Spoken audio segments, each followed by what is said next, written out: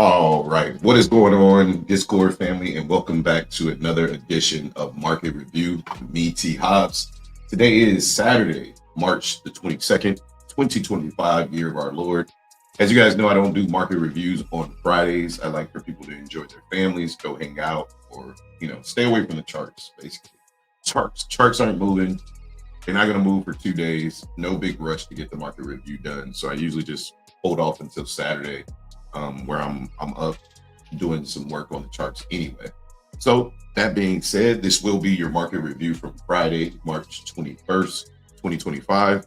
And we'll be reviewing, of course, our pre-market plan for the S&P 500, the Dow Jones. Don't do a plan for the NASDAQ, but we'll still review the NASDAQ. Look at any significant changes on the volatility index. And then kind of discuss, because it's Friday, Saturday, we'll discuss how our top-down analysis played out for the week, whether it was completely incorrect, whether the market underperformed, or we got it nailed right on the spot. So that being said, let's jump right into the charts. All right, so we'll start over here with the Dow Jones. Let's blow this up here. We'll jump over to the 4-hour. Let me turn this music down because last video I'm using StreamYard again, just because to me StreamYard is just works better with my computer setup right now. How I had it before with OBS, it's too much for my little MacBook Air to handle. So yeah, StreamYard just worked better. All right, so let's go to the 4-hour, right? And let's move on over here to my pre-market plan here. Okay, so first and foremost, anytime we write the pre-market plan, I always zoom out to the daily time frame. I turn everything off and I look at the daily and I say, okay, what is the daily candle trying to tell me? So you can tell by this wick that at some point this was a full body candle to the downside. So my thesis was that we would get some continuation to the downside today. It was Friday. It was quad witching day, right? Like there was a ton of reasons that, we could potentially get continuation. However, from where we were, I thought that it was a good idea for the market to be bullish from that area, right?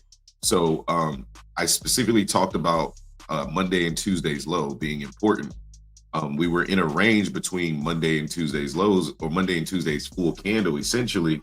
On the ES, it was really clean, where Tuesday and Monday were the same. But on the Dow Jones, Monday was way down here, Tuesday was here. Monday was basically the true low. Essentially, we just stayed in a range. However, as we were approaching Tuesday's low, after all of the selling we got in the overnight session, you would anticipate Tuesday's low holding price, or we would be going down for a nosedive, so to speak, right? So having that in my back pocket, I like to go back to the 4-hour, right? And I like to give a macro analysis on the current conditions. As you can see, current conditions, we were in a higher time frame range, which meant we weren't moving out of Monday's candle, right? Which ended up holding to be true. And we were in potential markdown phase. If that low didn't hold, then it was going to go into a markdown phase, right? We were bearish as long as we stayed below 42,603, which we did, which was yesterday's high, right? Or Thursday's high. We were bullish as long as we stayed above 41,602, which we did, right? And you can see the bulls defended. So far, we were continuing to stay range bound inside Wednesday's candle, but bears continue to put pressure on the lows. It appears London has brought the high. So as long as that high stays intact, which it did, just barely, right? I want to look to continue to look for shorts targeting 4-hour daily demand. If we get above previous day high, I will look for pullbacks to go long targeting 4-hour supply. So essentially, when I say I'm looking for shorts, guys, I want you to understand what this means. It doesn't mean at the open, I'm looking for the market to continue down. In order for me to short the market has to come up first. Therefore, I'm looking for longs at that current area, right? Anticipating the longs hitting a previous target and then coming down, i.e., as long as we stay below London's high, I'm still looking for shorts. But down here, I'm looking for longs targeting London's high, okay? So I want to make that really clear. So inside of the range, we had 42,603 at the high through 42,492. At the low, we had 42,262 at the lows. through 42,169. Now, when we opened up, we were already below the lows. Our break and retest of the lows had already basically started to play out. Everything had already happened. So the only thing for me to do was to look to long the market, in my opinion, right? Areas where I were looking to long the market would be this 4-hour demand zone at 41,687 through 41,605. And we can look to long the market targeting the previous day low, the bottom of the range, and then potentially the top of the range. Don't forget the daily fib.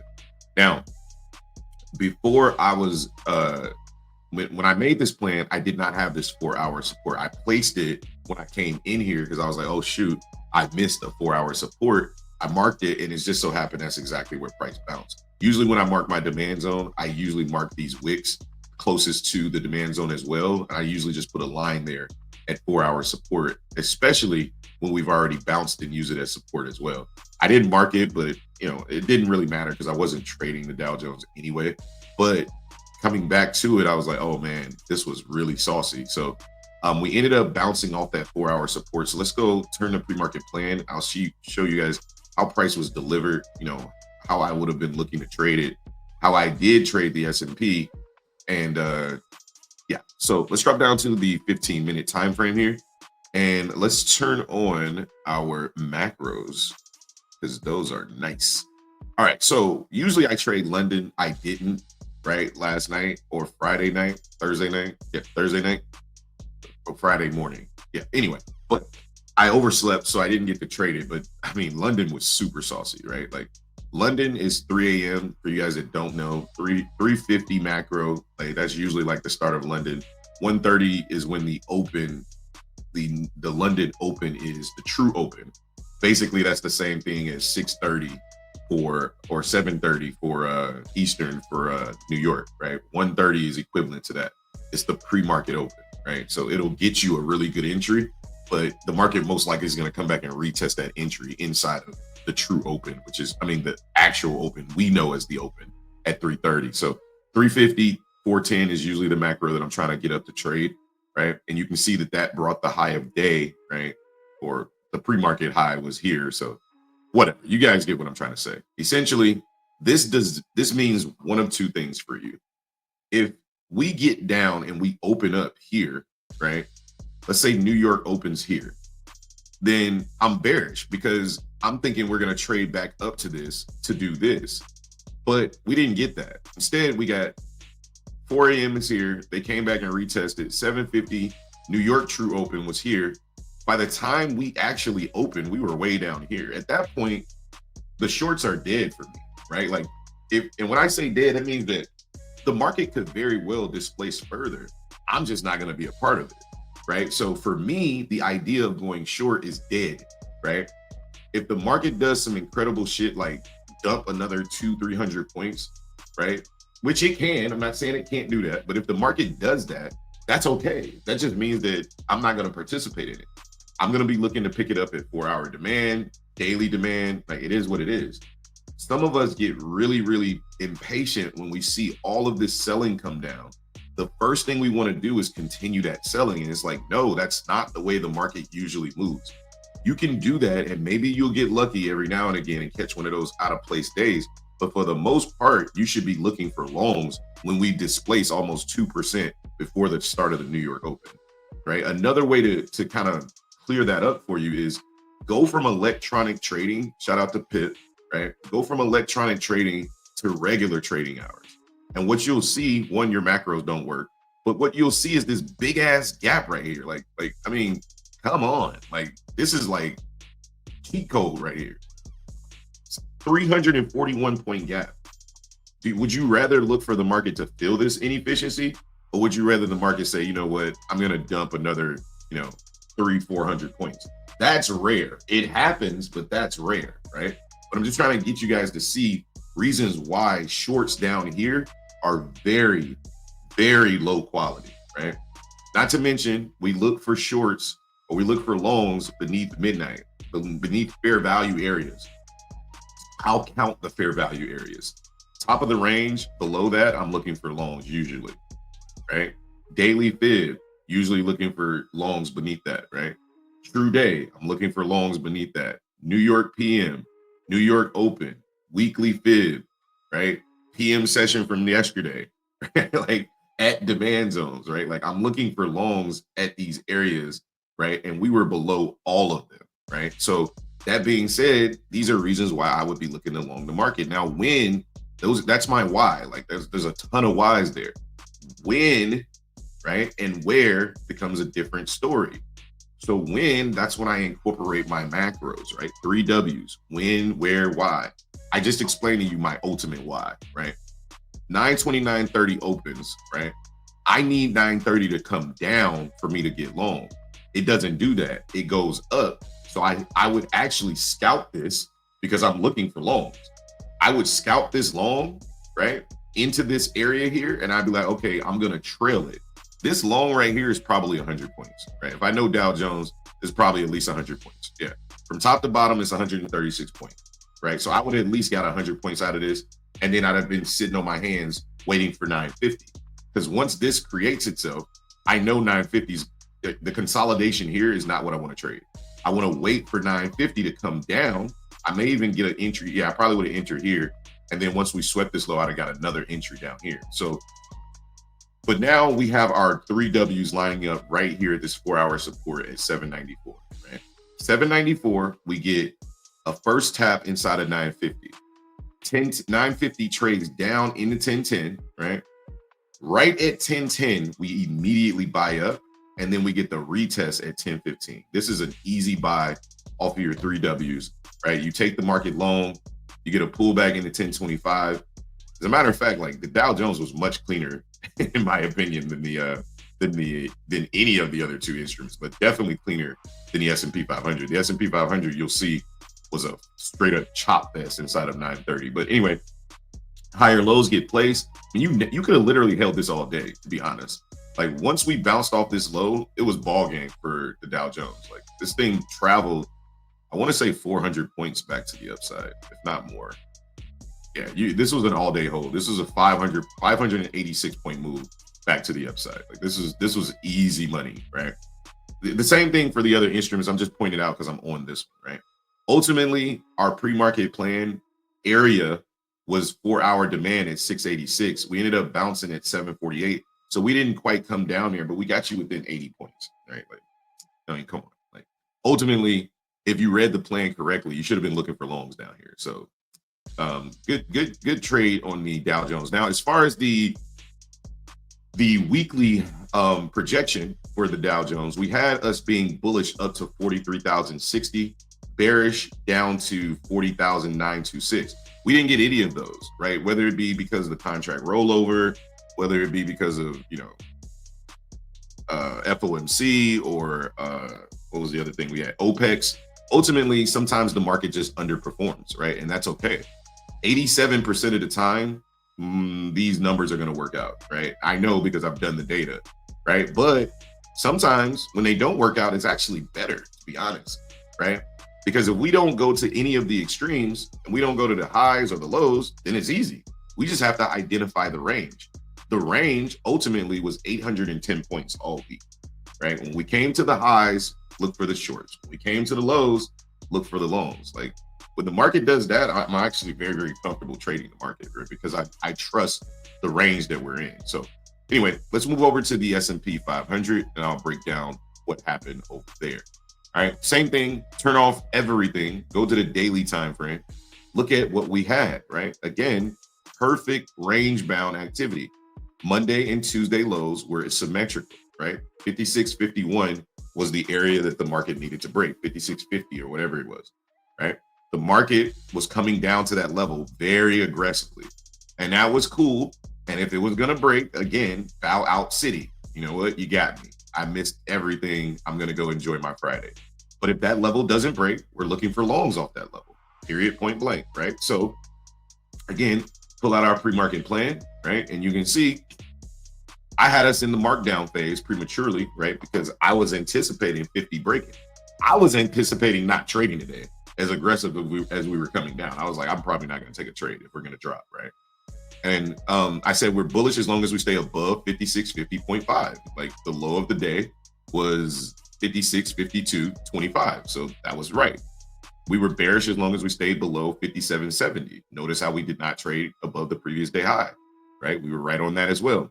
I said bears continue to put pressure on the bulls in the overnight session by holding price below the daily fib at 57.14 and then appearing to establish London's high lower. As long as we are below daily fib, the downtrend can get stronger. Look for break and retest ideas to play on the day if we can't get a decent pullback for New York Open. So I was already thinking, look, if we're going to drop, the only way I'm looking to get short is if we drop all the way down. And I said this before when we did the pre-market plan like live, right? I said, listen, guys, I'm looking for, I said, if we break this 56.50, then I'm going to look to long back up to it, right? And then I'll look to short back down from it, right? So I already had like a really good plan if we weren't. But then I said this, I said, I have a break and retest here, bearish. I said, but it can work both ways. Meaning if we fail to break this, then this becomes a support area at 56.50. Mind you, this was support on Monday.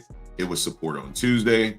And now Friday came and we were back at the same area. That's why I wanted to make it clear, hey, I'm looking for longs down here if we can't break 56.50, right?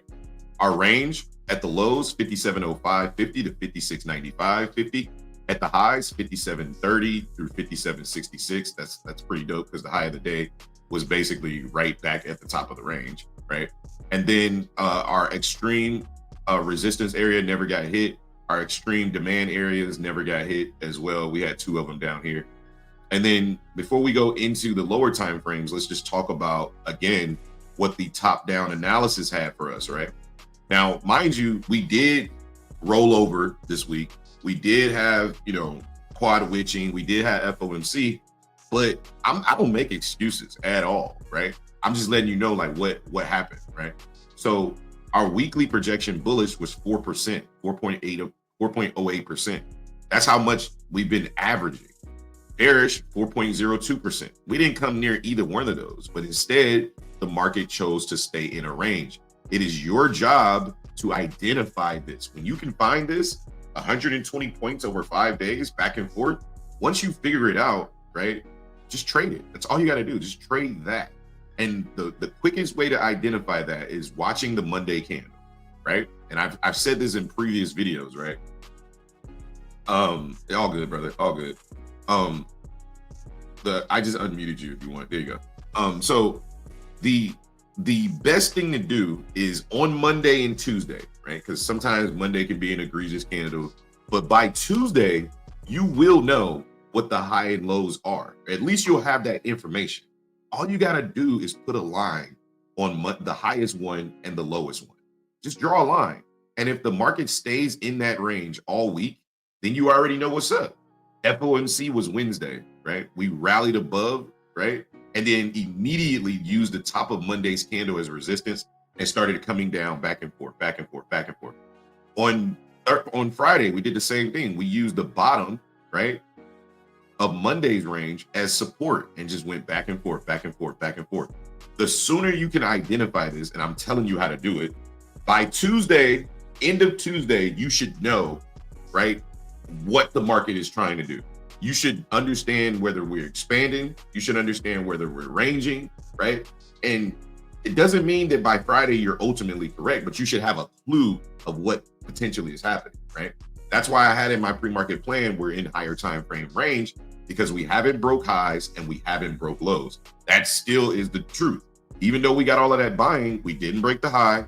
And even though we got all of that selling, we didn't break the low, all right? So these are things that you should be thinking about as you're looking at price to start the day. You shouldn't just be thinking, where can I get, or should I long here or should I sell here? Should I target this low or da-da-da? Like, slow the fuck down and just zoom the fuck out. Once you do that, you'll start to have a much better understanding of what you should do when you get to the 15-minute chart, okay? All right, so turning on the macros, looking at the way price was set up, I thought this was interesting. And I definitely wanted to spend a little extra time on the S&P 500 because for those that were playing it, right, you understand that this area right here, right, was difficult, right? I chose one trade And then I said, no, thank you, no mas, right? This little segment of price took about 2 hours to play out, right? And I'm gonna tell you what kept me patient in it, right? I took my usual trade. I said, okay, we traded down into 920. I'm gonna go down into 1 minute so you guys can see it a little better. All right, right here. Okay, so I took my usual setup. I said, okay, if we trade down into 920, we're in a bullish area. I'm gonna get long. I was a little late because I went to the bathroom, right? So I got long at 57.57 or 57, yeah, 57.57. Stops were below 57.50, right? I took price up. I was up about 15 points. I trailed my stop 10 points because I'm never gonna be upset. And this is something you got to figure out for yourself. I don't like break evens, but I'm never gonna be upset with 10 points. It's not dependent upon my size. It's whatever size I'm in. If I'm in this particular trade, I was in 1 mini. I like to start the day off, which is 1 mini. I'm never gonna be upset if I collect $500 ever. Okay. If I'm in 2 minis, I'm never gonna be upset if I collect $1,000. Remember, your running P&L has nothing to do with what you take home. That's the most important thing. Your running P&L is just an alert that you're up this much, right? Your running P&L is an alert that you're up this much or you're down this much, right? So I don't care about my running P&L. I care about the P&L that I'm gonna take home. That's the important part.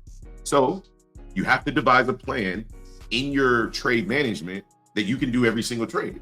Every single trade, if I'm up 10 points or more, I'm locking that shit in, right? Because that's how my mentality works. I like to see myself win and put money in my pocket. If I get stopped out, that just means that I'm gonna get a new entry. If you think about it, right? Like if I'm up 10 points and they come and stop me out for 10, you think they're gonna stop at my stop? Or they're gonna come all the way back down to my entry? 57.57 was my entry. Price came all the way back to 53. And then over here came all the way back to 52. It's not my job to hold through all of this. I don't have to. I can, but I don't have to. That's not my job. The way my business is set up, 10 points, we come back down. I don't like the chop, so I just ignore the rest of it. I said, that's fine. And at this point, I said, I'm not trading inside of this box.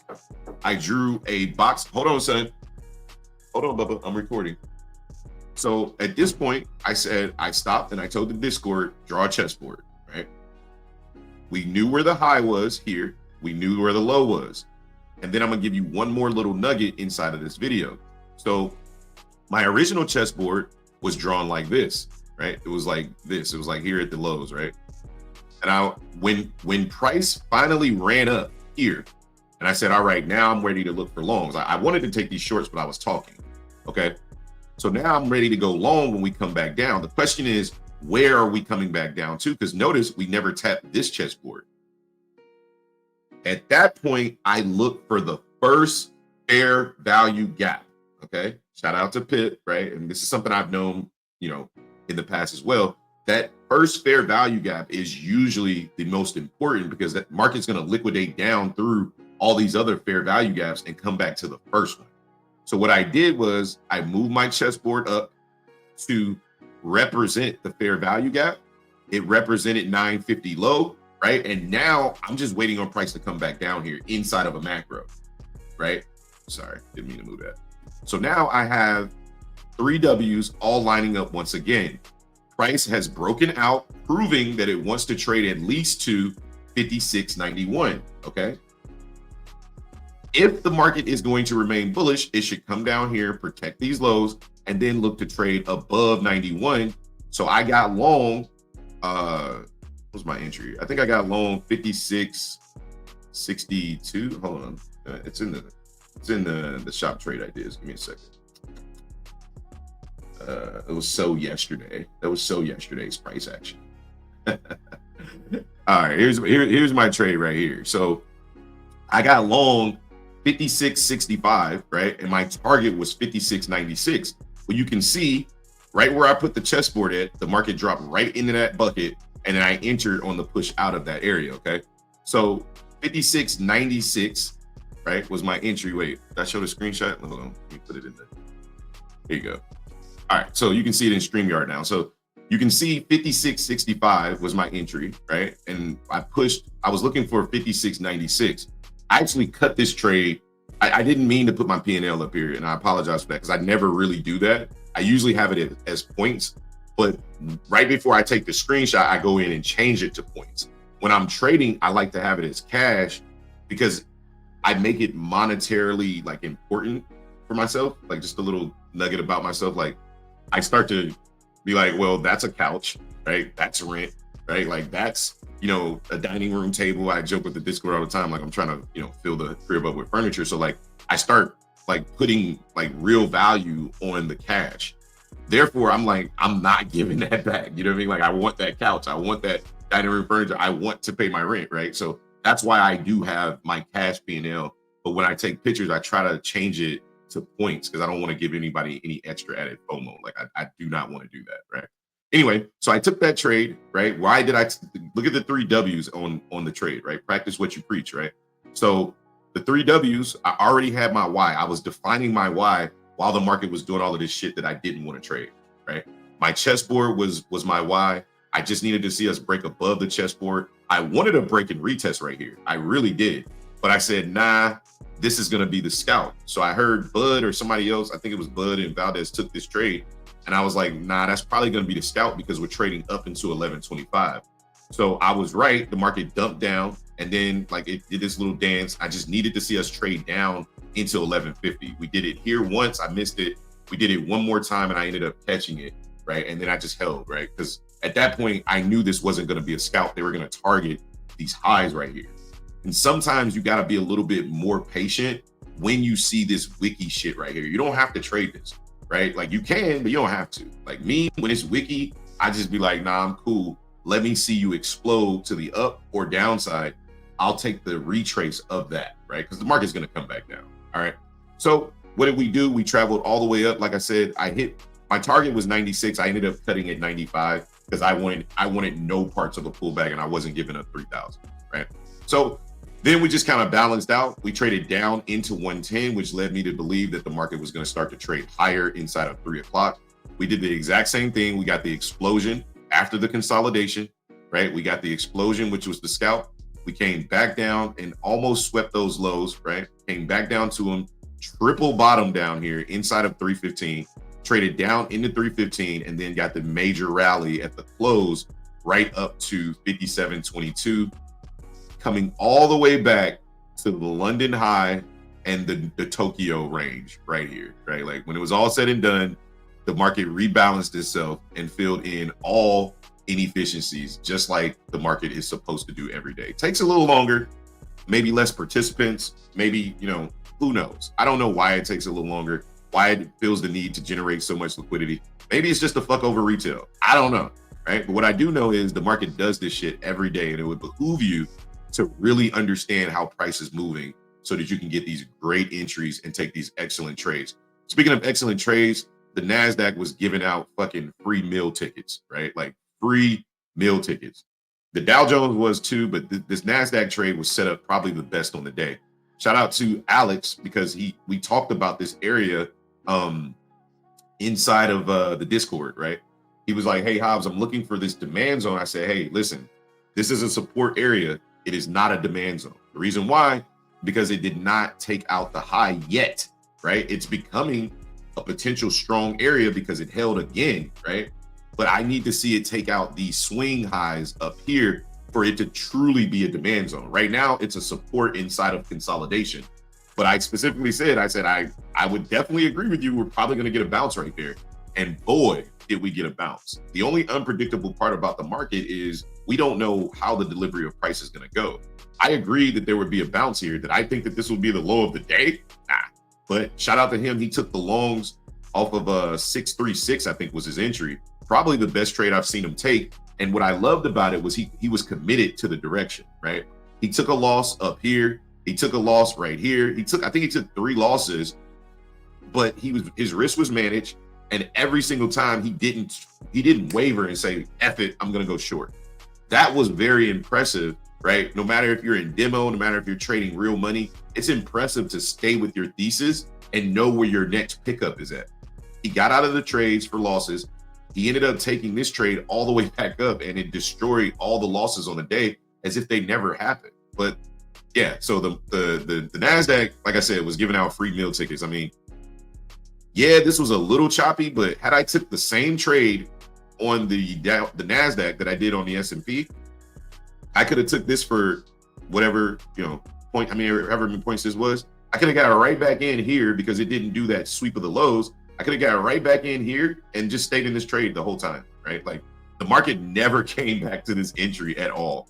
This buy box held, right? You could have got another entry here, and then it just completely danced and held this area all day long. That's not to say, right, to all my people that did get short down here, I'm not dissing you at all. Because if you understood what price was doing, previous day low was a good short, scalp but a good short, right? The low of the range was another good short after we got up here, straight down, right? There are shorts to be had down here. I don't diss nobody that's going short. I'm just telling you the way I'm viewing price, right? Once you understand the shorts, right? If you're going to take the shorts, you just got to understand the mission, right? The mission is not to get short here and I'm looking for a break of these lows, right? You get short here, you're looking to take profit here, like basically every swing low, you should be looking to get out of your position because the market's getting ready to rev up to go long, right? And then again, it just repeated. Once we got back into the chessboard, we bounced down at the lows of the PM session. This was, God dang. Like again, if I was still trading, this was absolute sauce inside of PM session. Just right into the chessboard, right into the lap, right at 134, right? Like, and then boom, explosion, almost right back to the top of the chessboard. So very nice trading setups on the day once we got past all of this consolidation. And one more thing while I got you guys here. Whenever you see the market expand aggressively, right, up or down, right, you have to be prepared for what's coming next. What's coming next usually on most days is consolidation, manipulation, and more expansion. That being said, if you just be patient enough, the market is going to show its hand. All I got to say is next week should be pretty wild. I'll break down the top down on Sunday because we got a lot of catalysts coming up. And just continue to be diligent, keep working, and above all, manage risk. That being said, my name is T. Hobbs. This is the Market Review, and I'll catch you guys on the next minute. Peace.